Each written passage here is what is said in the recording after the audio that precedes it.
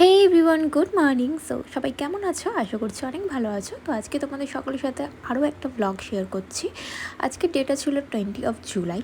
ভীষণ ভালো একটা কাজের জন্য আমরা রওনা হয়েছিলাম। তো প্রথমেই দেখো, আমাদের সাথে যারা যারা ছিল প্রত্যেকেই কিন্তু ফোন নিয়ে ব্যস্ত। এনিওয়েজ, আমাদের ব্লগটা শুরু করছি আমরা। আমাদের আজকে লোকেশন ছিল শ্যামনগর।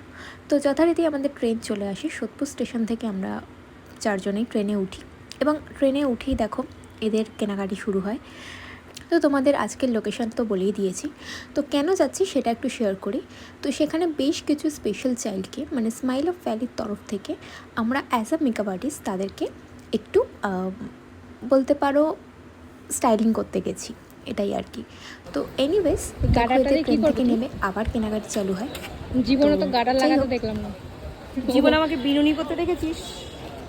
এই যে আজকে দেখলাম। মনা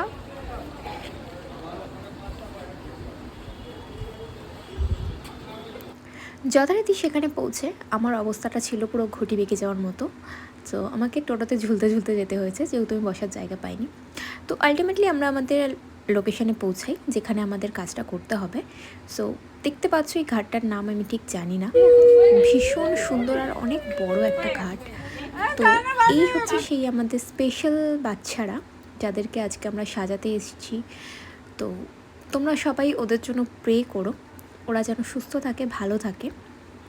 তো এটাই, আমরা ওদেরকে এইটুকু সাজিয়ে ভীষণ খুশি। আমরা যত না ক্লায়েন্ট সাজিয়েছি, যত কাজ করেছি, সবথেকে বেশি আনন্দের কাজ হচ্ছে এটা, যে আমরা ওদের জন্য কিছু করতে পেরেছি, বা ওদেরকে এই যে আমাদের কাজের মূল্যটুকু ওদের সাথে শেয়ার করতে পেরেছি, এটাই অনেক আমাদের জন্য। তো এরপর চালু হয় বৃষ্টি। তো জানোই বৃষ্টির জন্য এই সমস্যাগুলো হয়। তো যাই হোক, এরপর আমরা আমাদের পরের বাচ্চাদেরকে রেডি করি।